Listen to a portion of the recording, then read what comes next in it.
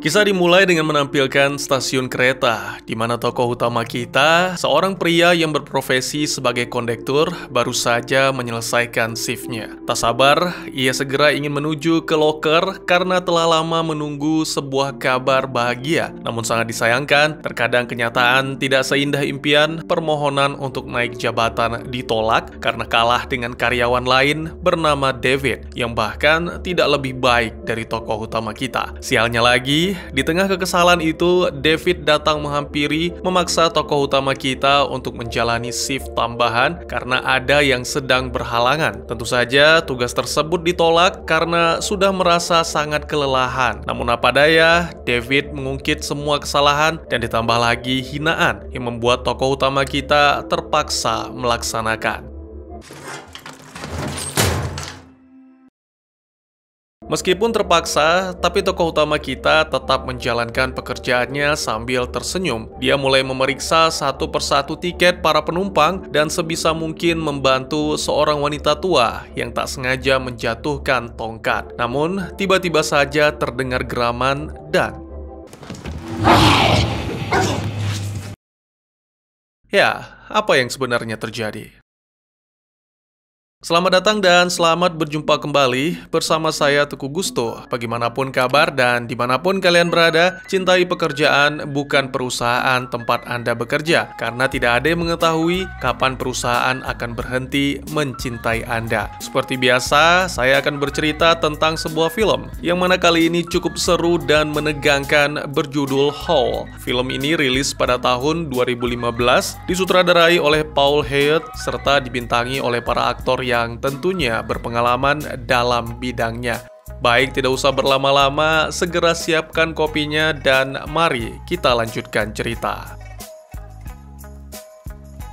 Ya, ternyata itu adalah seekor anjing kecil yang lucu. Tapi tokoh utama kita yang diketahui bernama Joe tidak terlalu menyukainya. Selanjutnya, Joe menghampiri seorang wanita bernama Kate yang terlihat panik karena tak bisa menemukan tiket. Karena mengaku kehilangan, Joe pun menjelaskan tentang denda yang wajib dibayar. Dan di waktu yang sama, Joe berpas-pasan dengan seorang pemuda bernama Billy yang berganti pakaian demi kenyamanan. Diperlihatkan suasana kereta di mana toiletnya rusak dan selanjutnya Joe berpas-pasan dengan rekan kerja wanita bernama Ellen. Joe sebenarnya telah lama menaruh rasa dan sangat ingin mengajak Ellen berkencan. Sayangnya ketika ajakan tersebut diutarakan, tokoh utama kita malah mendapat penolakan. Momen ini disaksikan oleh seorang penumpang sehingga membuat suasana menjadi canggung.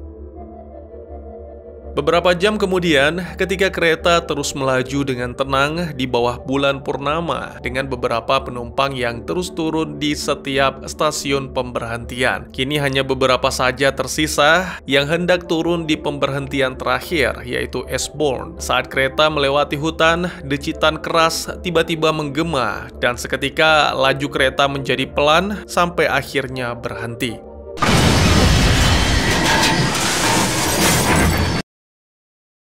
Joe mulai berjalan dari satu gerbong ke gerbong lain untuk mencari tahu apa yang terjadi. Dia sempat melihat bayangan dari balik pintu, namun ketika hendak menghampiri, Joe dikejutkan oleh pengeras suara di mana masinis mengumumkan bahwa kereta menabrak sesuatu dan meminta agar penumpang tetap tenang sampai masalah ini terselesaikan. Kemudian Joe menuju ke gerbong lain dan menemukan Ellen yang terjatuh dengan trolinya. Segera Joe mencoba menolong, namun penumpang bernama Adrian mendahului. Akhirnya Joe hanya terdiam dan mengembalikan dua kunci milik Adrian, yang mana itu cukup aneh. Banyak penumpang mengalami panik, yang mana membuat Joe harus berusaha sebisa mungkin melakukan yang terbaik untuk menenangkan. Dia mencoba menghubungi masinis bernama Tony lewat radio. Sayangnya sama sekali tidak ada respon. Oleh karena itu, Joe pun mengumumkan meminta penumpang untuk bersabar karena ini ujian. Maksud saya kecelakaan. Sementara itu, Tony sendiri kini telah meninggalkan kursi kemudi untuk memeriksa apa yang menjadi penyebab kereta berhenti. Terungkap bahwa kereta itu menabrak seekor rusa yang sekarang tersangkut pada roda. Dia mencoba menarik hewan itu keluar dan pada saat yang sama, tiba-tiba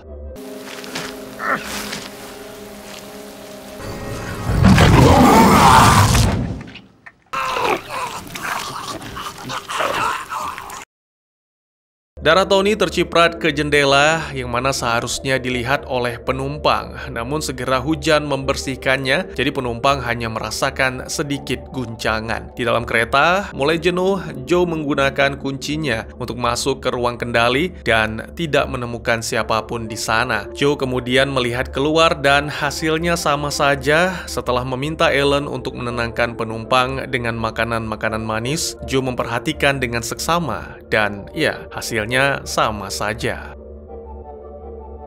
Sesuai prosedur, Joe pun kemudian menghubungi kantor pusat untuk menjelaskan apa yang terjadi dan meminta agar dikirimkan tim penyelamat. Kantor pusat mengatakan bersedia, namun karena badai yang melanda menyebabkan kecelakaan di sana-sini, jadi pusat meminta Joe dan para penumpang menunggu selama kurang lebih 4 jam. Tentu saja kabar ini membuat para penumpang yang awalnya panik menjadi berang, apalagi ditambah kabar bahwa sang masinis telah menghilang. Di tengah-tengah protes dan keluhan, teriakan Adrian membuat semuanya terdiam. Dia memberitahukan tentang tidak adanya sinyal pada ponsel dan menyarankan mereka melakukan perjalanan ke stasiun berikutnya demi mendapatkan bantuan.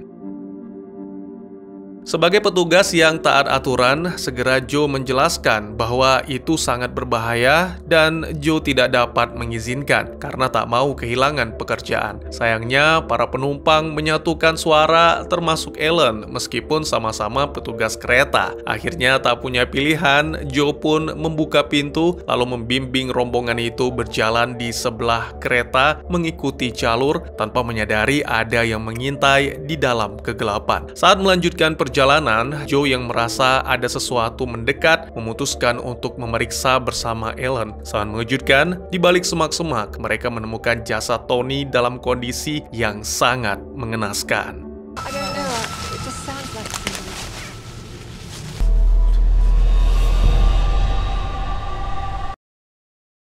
Dua petugas itu pun segera kembali mengajak para penumpang untuk berlindung di kereta. Pada saat yang sama, suara lolongan dan geraman terdengar dari kejauhan, yang mana itu membuat situasi semakin mencekam. Butuh beberapa detik bagi Joe untuk membuka pintu gerbong, dan setelah itu semua orang pun bergegas masuk karena ketakutan, sampai-sampai meninggalkan pasangan tua Ged dan Jenny. Lalu sangat disayangkan,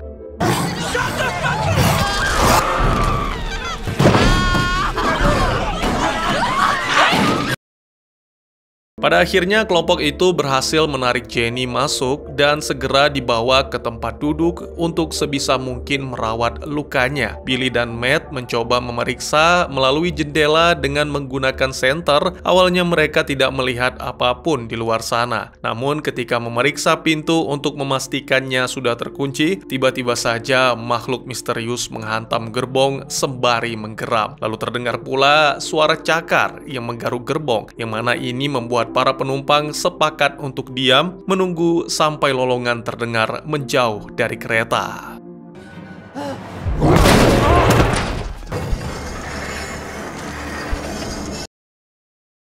Tak lama kemudian, Joe menuju ke ruang kendali untuk mencoba menggunakan alat komunikasi. Namun, kini alat itu menjadi tak berfungsi. Di saat yang sama, Billy menghampiri dan mengungkapkan bahwa dirinya adalah mahasiswa teknik mesin. Dengan melihat ruang kendali, pemuda itu memprediksikan bahwa telah terjadi kebocoran bahan bakar yang kemungkinan disebabkan saat tabrakan terjadi. Jika tidak segera memperbaikinya, mereka tidak akan bisa pergi dari tempat itu. Di luar, terlihat antena rusak yang kemungkinan adalah ulah dari makhluk misterius. Joe mencoba menjelaskan situasi kepada penumpang yang mulai membahas jenis makhluk atau hewan apa yang menyerang. Adrian berasumsi bahwa itu adalah beruang, tetapi Nina mengingatkan bahwa beruang tidak melolong. Sementara Jenny yang sempat melihat sedikit meyakini bahwa itu lebih mirip seorang pria. Ya, tak ada yang benar-benar bisa memastikan.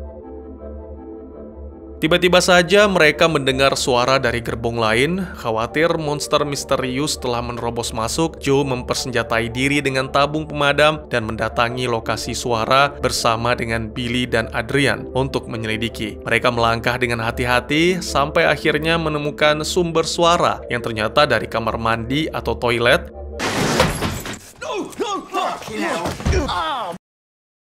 Ternyata itu adalah seorang penumpang bernama Paul yang sejak sebelum kecelakaan telah terjebak di sana. Keempatnya kemudian kembali bergabung dengan kelompok dan Paul mendengarkan penjelasan tentang semua yang terjadi. Alih-alih panik, Paul malah merasa sedih karena melewatkan pemberhentiannya. Beberapa saat kemudian, mereka memeriksa Jenny dan menyadari bahwa lukanya semakin parah. Selain itu, kini tubuh Jenny mengalami demam tinggi.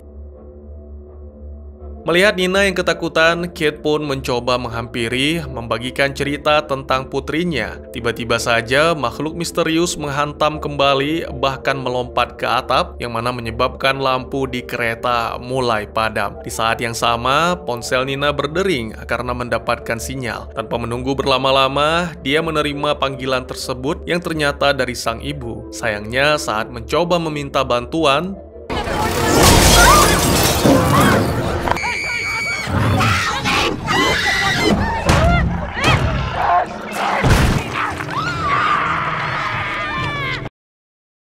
mereka mendengar makhluk misterius mencabik-cabik Nina di atap gerbong dan melihat darah dari jendela. Merasa ketakutan, kelompok itu pun bergegas berlari ke gerbong lain. Pada momen ini, Kate hilang kendali dan mengamuk karena tak ada seorang pun dari mereka yang berusaha menyelamatkan Nina. Pertengkaran pun terjadi sampai akhirnya Kate berteriak meminta semuanya untuk diam serta mengingatkan bahwa untuk bertahan hidup mereka harus bekerja sama. Diketahui bahwa kereta itu memiliki kotak peralatan, jadi bersama-sama mereka pun mulai bekerja untuk membarikade setiap jalur masuk ke gerbong dengan menggunakan bagian-bagian dari kereta itu sendiri seperti tempat duduk dan jeruji besi.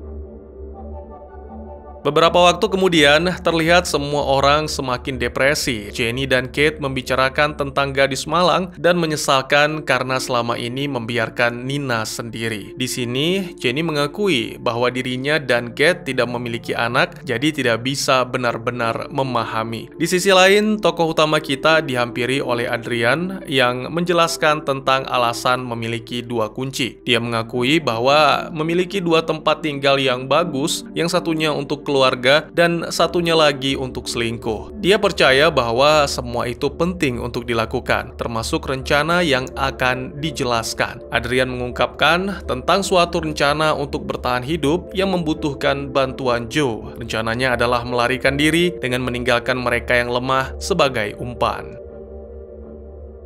Belum sempat menanggapi rencana mohon maaf brengsek itu, tiba-tiba saja Jenny mengalami muntah darah, ditambah lagi giginya rontok. Lagi-lagi terjadi perdebatan tentang apa yang harus dilakukan, namun segera dihentikan oleh Joe dengan menyadari salah satu di antara mereka menghilang, yaitu Paul. Saat barikade hendak disingkirkan, Joe dan Billy meminta Adrian untuk tenang sejenak dan memberikan kesempatan. Hanya Joe yang masuk, sementara Adrian dan Billy menjaga pintu. Segera Joe menuju toilet dan menemukan Paul yang mengaku perutnya sakit. Lagi-lagi pria itu terjebak di sana. Sayangnya kali ini Joe tak mampu menyelamatkan, dan di saat yang sama si makhluk misterius pun menyerang.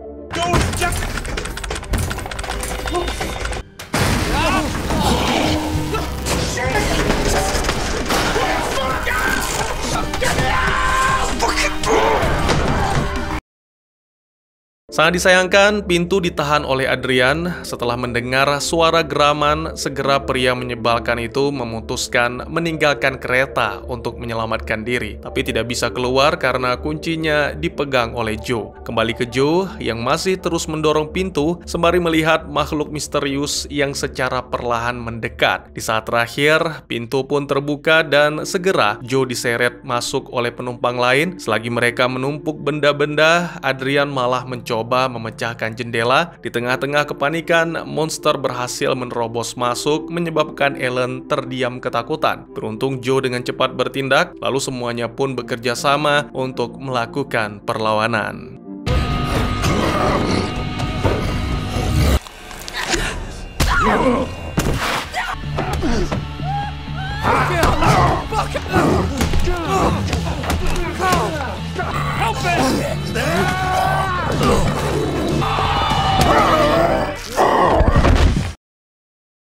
serangan brutal Matt dihentikan oleh Kate karena monster itu sudah tak berkutik dan sepertinya mati. Beberapa saat kemudian, kelompok itu mencoba memperhatikan dengan lebih dekat dan menemukan cincin yang melingkar pada jari monster itu. Ini membenarkan apa yang dikatakan Jenny sebelumnya, bahwa makhluk itu sangat mirip dengan manusia atau mungkin sebelumnya dia adalah manusia. Sehingga Matt menyimpulkan bahwa monster itu adalah manusia serigala atau werewolf. Entah ini semacam sihir atau mutasi akibat penyakit, tapi yang pasti Adrian meyakini bahwa siapapun yang tergigit oleh makhluk itu juga akan berubah. Lalu semua orang pun kini menatap ke arah Jenny yang kondisinya semakin buruk.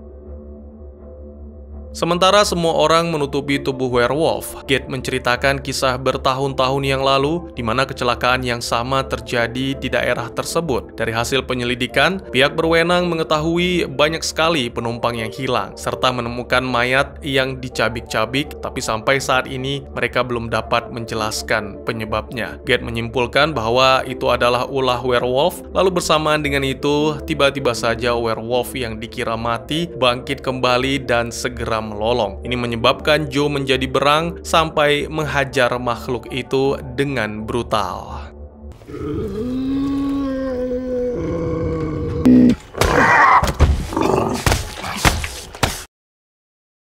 Sementara itu, ditampilkan di dalam hutan, werewolf lain yang mendengar lolongan mulai bangkit. Di saat yang sama, Jenny yang juga mendengar mulai menunjukkan reaksi yang aneh. Melihat hal ini, Adrian pun berinisiatif ingin menghabisi wanita tua itu sebelum benar-benar berubah. Namun Kate tentunya tidak membiarkan.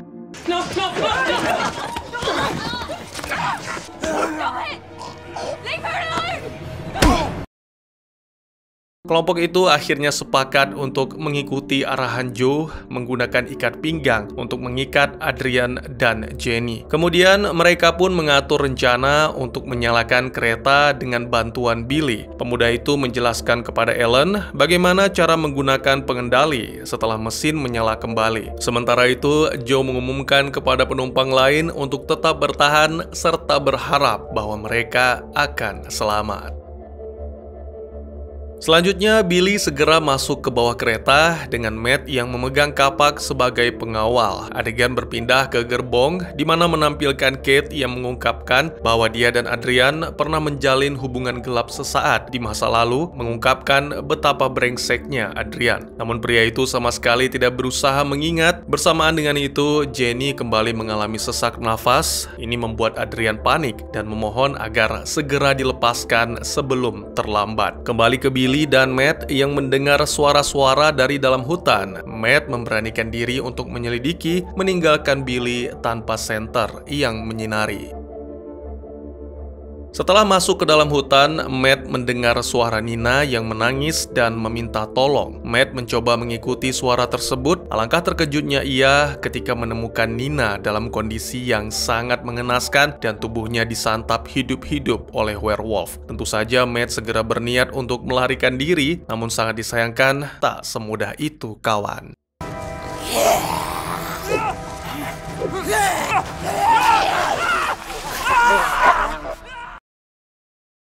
Semua mendengar teriakan Matt, yang mana diikuti dengan lolongan panjang. Jenny lagi-lagi bereaksi sehingga membuat Adrian semakin ketakutan dan terus meminta agar Kate melepaskan ikatan. Sementara itu, Billy pada akhirnya berhasil memperbaiki kereta, ditandai dengan lampu-lampu yang kembali menyala. Di saat yang sama, ternyata para werewolf telah mendekati kereta dan mulai memeriksa bagian bawah. Beruntung dengan cerdik, Billy bersembunyi sampai monster itu pergi. Namun Ellen secara tidak sengaja menyalakan lampu yang mana membuat para monster terlihat. Dalam kepanikan, Ellen pun segera menyalakan dan membuat kereta melaju sehingga tak ada pilihan bagi Billy selain tetap bertahan di bawah agar tidak tertinggal. Suasana di dalam gerbong semakin kacau, apalagi kini Jenny hampir sepenuhnya berubah menjadi werewolf. Kate melepaskan Adrian, tak lama berselang Jenny pun melepaskan diri dengan kekuatannya. Kini wanita itu telah menjadi sangat buas dan yang pertama kali menjadi sasaran adalah suaminya sendiri. Selain itu, di tengah kekacauan, werewolf lainnya juga muncul.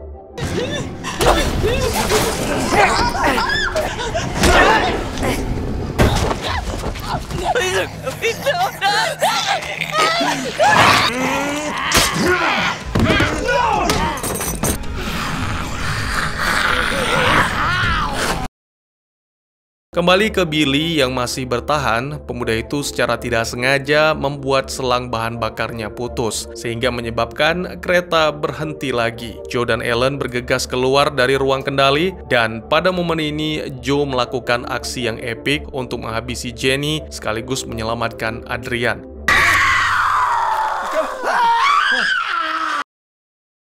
Meskipun demikian, Adrian pantas mendapat ganjaran karena berkata tidak sopan dengan menghina Jenny. Dan perkelahian ini memberikan kesempatan kepada werewolf untuk menerobos masuk. Menyadari diri memiliki peluang yang lebih baik, Adrian pun segera menjadikan Joe sebagai umpan dengan cara menghajarnya hingga tumbang. Namun itu masih belum cukup, Joe segera bangkit dan melawan, sementara para lelaki berkelahi. Ellen menggunakan potongan logam tajam untuk menyerang Adrian. Saat Ellen memeriksa kondisi Joe, Adrian mengambil kunci untuk membuka pintu dan segera melompat keluar dari jendela. Kini yang tersisa hanyalah Joe dan Ellen yang dikepung oleh beberapa werewolf. Di saat terakhir, bantuan datang dari Billy dengan obor dan molotov. Pemuda cerdas itu berhasil membuat para monster menjauh sekaligus menyelamatkan Joe dan Ellen tanpa menyadari bahwa itu adalah saat terakhir baginya.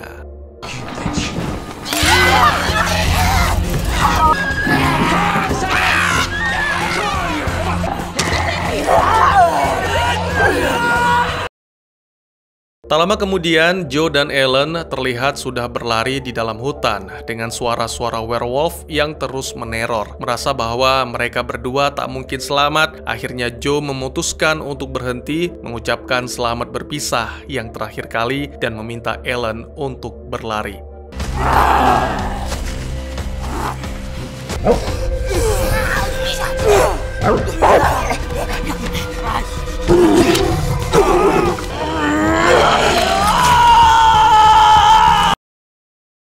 Film pun ditutup dengan menampilkan Ellen yang berhasil kembali ke stasiun dengan berlinang air mata dan menggenggam name tag Joe di tangannya. Selain itu, ditampilkan juga si pria licik Adrian yang masih terus berlari tak tentu arah. Dia menemukan beberapa pakaian dan berpikir bahwa Joe berada di sekitaran. Segera kemudian para werewolf datang mengepung. Namun tak satu pun dari mereka menyerang karena memberikan kesempatan kepada anggota baru.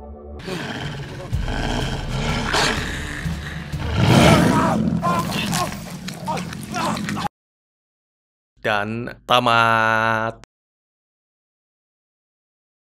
Kecewa karena kehilangan kesempatan naik jabatan, tidak terlalu tertarik dengan pekerjaan, dan tidak mampu mendekati wanita idaman karena merasa kurang tampan. Joe adalah pria yang murung, sikap yang lesu menjadikannya tipe protagonis yang cenderung memancing rasa kasihan penonton seperti yang diharapkan oleh penulis. Namun sebenarnya Joe lebih sering terlihat meratapi diri sendiri daripada mencari solusi atas masalah, membuatnya sulit untuk benar-benar disukai atau dipahami secara emosional oleh penonton. Meskipun demikian, penderitaan tidak hanya sampai di situ, karena dalam hari yang penuh dengan persaingan, Joe harus menjalani shift sebagai kondektur dan bertemu dengan sejumlah orang yang sama-sama suram. Mulai dari Kate, seorang wanita sibuk dan pemarah, menghina ketika Joe meminta Kate membayar ulang ongkos kereta akibat tiket hilang. Lalu ada Nina, gadis muda tidak sopan yang tanpa sebab menyalakan sebatang rokok sambil bermain ponsel dan memutar lagu di gerbong tenang. Adrian, pria sombong dan brengsek plus mesum. Paul yang sehat dan agak dungu. Matt, kutu buku yang agak psikopat, sampai dengan Billy yang biasa saja. Film ini mengumpulkan bermacam-macam kepribadian yang berbeda di dalam satu tempat dan memaksa mereka untuk bekerja sama agar dapat bertahan hidup. Dalam keinginan untuk mengisi kereta dengan karakteristik klise, satu hal yang terlupakan yaitu sedikit kepribadian yang mungkin membuat salah satu dari mereka menarik atau memikat. Akibatnya, ketika kereta berhenti dan kelompok malang ini terus dikejar oleh sekawanan monster buas, pertanyaannya bukan lagi siapa yang kita inginkan untuk selamat, melainkan siapa yang kita inginkan untuk tewas duluan. Ya, ketidakpastian dan ketakutan mengintai para penumpang dalam situasi yang mencekam ketika makhluk-makhluk buas mulai mengancam, penumpang berusaha mencari tempat aman. Pertanyaan tadi akan muncul, siapa yang akan jadi korban duluan atau bagian tubuh mana yang akan tersangkut ketika berusaha melarikan diri. Meskipun beberapa karakter mungkin terlewatkan di tengah kepanikan, adegan di mana beberapa karakter mendekati pintu toilet yang bergetar tanpa ada panggilan meminta bantuan atau pertanyaan apakah ada orang di dalam mencerminkan ketegangan dan kebingungan dalam situasi tersebut. Pernyataan, "Oh ternyata elu," ini menggambarkan atmosfer ketakutan dan isolasi di mana setiap orang berjuang untuk bertahan hidup dengan cara mereka sendiri tanpa ada harapan akan bantuan yang pasti.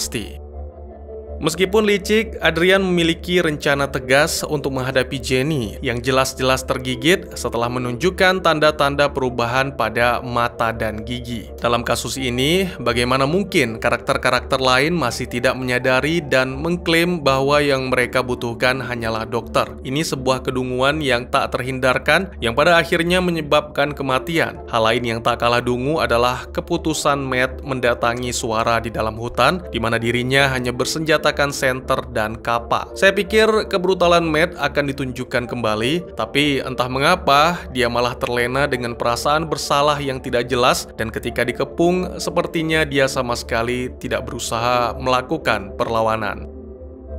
Pada akhirnya, kita melihat karakter yang awalnya paling tidak berguna dan diremehkan, tapi malah menjadi salah satu yang berani dan berinisiatif untuk berkorban. Memberikan pesan kepada kita untuk tidak meremehkan siapapun, karena tidak ada orang yang tidak berguna. Keberadaan setiap manusia di dunia memiliki tujuan, dan setiap orang pastinya ingin menjadi berguna, minimal untuk dirinya sendiri. Bagaimana menurut kalian? Mungkin segitu saja teman-teman, terima kasih buat yang sudah menyaksikan. Silahkan memberikan komentar, bertanya, ataupun merequest kira-kira film apa yang menarik untuk dibahas. Bisa lewat kolom komentar, atau buat yang malu-malu bisa via DM ke Instagram saya di @teguhgusto. Insya Allah pasti akan dibaca. Mari kita jadikan kolom komentar sebagai sarana penambah wawasan dan menciptakan jalinan persaudaraan, bukan malah menjadikannya sebagai tempat pembulian sehingga menciptakan permusuhan. Jangan lupa untuk dukung terus channel ini dengan cara share, like, dan subscribe, karena dukungan dari kalian sangat berharga bagi saya demi perkembangan channel ini. Saya Gusto, sampai jumpa di video selanjutnya. Tetap semangat, tetap bersyukur setiap hari. Dadah!